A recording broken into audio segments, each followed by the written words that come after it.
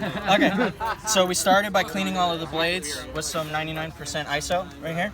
I like to clean all my blades, and I like to have multiple blades ready ahead of time so that I don't have to clean in between. I can kind of just wipe them off and stack them to the side and then re-clean them and then start over. I like the assembly line thing. So then I like to cover them while I'm not using them, so there's not like hairs and dirt and stuff all over them. Alright, so with this, we've got rooted. I like these rubber bands from Walmart. They're good size. They keep a nice stretch to them, and if you just pull them out, you can get a little more height for the longer stalks. So that one's stretched out. Luckily, I just got a bunch of these and did some grafting, so I've got a decent idea on how to do these. So with the rubber bands. Online, or is that in the store? Walmart in the store. Okay. In the home office area. Okay. Yeah, I usually buy like your note cards and stuff like that. So I like to set one rubber band below so that I can cinch it down before I put all the other rubber bands. What we're gonna do here is, this is Rancho Mirage. It's a nice Bergesi. Real nice, unique colors and spines. So what I like to do is I like to cut the discs first. So what we'll do is we'll cut some discs to work with here. So there's one there. And then we'll have... Before you do the slabs? Yeah. So then we have a mid, and then we have a bottom. So, and then what we'll do is we'll cut those in half. And cut the mid in half? Or are you going to do them all slab? We'll cut them all. I mean, we could break them down into ribs, but I feel like it would take forever to cut all these into single ribs. Yeah, so we'll just do, like this is a 6-star, so we'll cut it in half and do 3 rib slabs.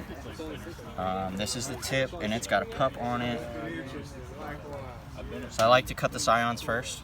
That way, like if you're working on like another cactus, you don't cut into the PC and then into the scion. For those who care about the genetic drift into the stock and all that, and disease share and all that fun stuff. So cut that in half. I like to stay towards the top, a couple inches, unless you have a really tall piece. And then with these, I like to kind of run them across the core. So you look like you've got this here, and you want to run that, oh, it's in my finger, side to side like that. And then you take your rubber band, make sure it's where you want it. I guess it's going to do that. Sometimes they pick. And then you just kind of lift it from the bottom, get the rubber band down there. And then you want to cinch these down. When you do slabs, you want to make it so that you have the pressure right here on the top. And then you want pressures on the side ribs as well. Because if those side ribs pick up, then you have a poor union. So something like that. You see it a little better from this side. And you really just want enough pressure to where like you see the juices coming out of the sides, but not so much that it's like you can see the indentation on the scion.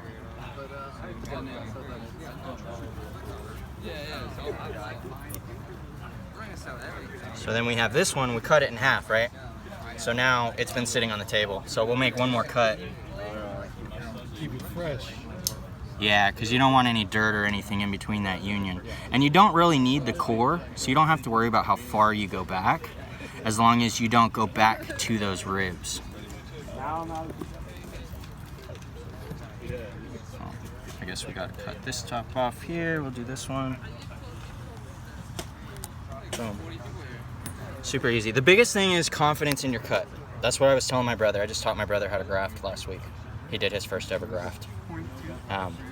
And it's really the confidence in the cut. Once you start to cut, you need to finish the cut. It needs to be one solid fluid motion, because if you saw, if you do like the saw jagged motion, then you end up with imperfect union where like you have these jagged gaps. Air bubbles. Yep, exactly. So this makes this a little difficult, but it's not impossible. You just kind of got to figure it out. Sometimes you have to move the scion around or whatever to get the, yeah. The cactus get the pick, right? We're not in charge.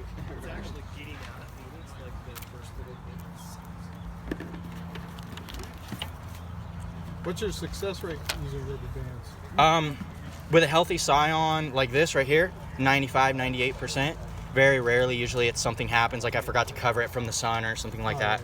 I've been doing this for 4 years, and on average I do 30 grafts at a time. So I have pretty good experience. So my success rate is pretty high at this point. Even with variegates, I'm over 75%, and except for the SS Scott. That one was the worst I've ever had. So I'm gonna give y'all an example of how this can work. So I said you don't need the core. You can take this, take 2 ribs, and you're just gonna cut all the way down, flat, straight, right? But you do need a little bit of. You don't need any of you. There's vascular bundles coming off that core to every aerial. So there's vascular bundles. If you look, you can see all the little lines So in there. like little shoots that go off the center. And see, I just dropped it on the paper towel. So we're gonna cut it again. We only have one more, so. Sorry if I distracted you. No, you're good. My hands are really shaky, so when I do this, if I'm doing anything else, it's kind of a hit and miss if I can hold things or not. So then now you have no core. Boom. You can, yes. And I've gotten to the point where my single ribs are about 70% success rate, but they're a lot lower.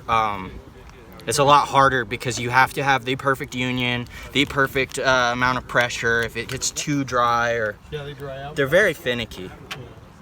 See, and like this one here's on the edge. So what we'll do is I'll show you how to secure these bands so that they don't come off while it's doing the healing process.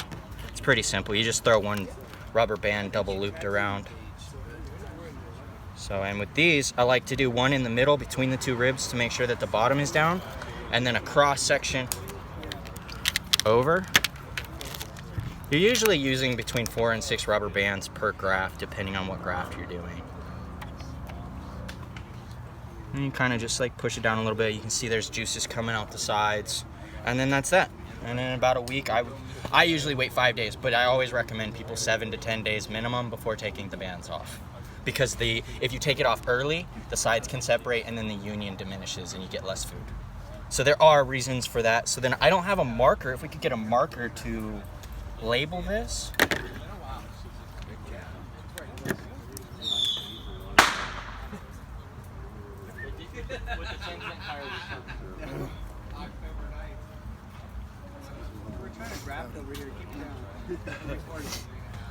So is that it, James? Is that... That's that.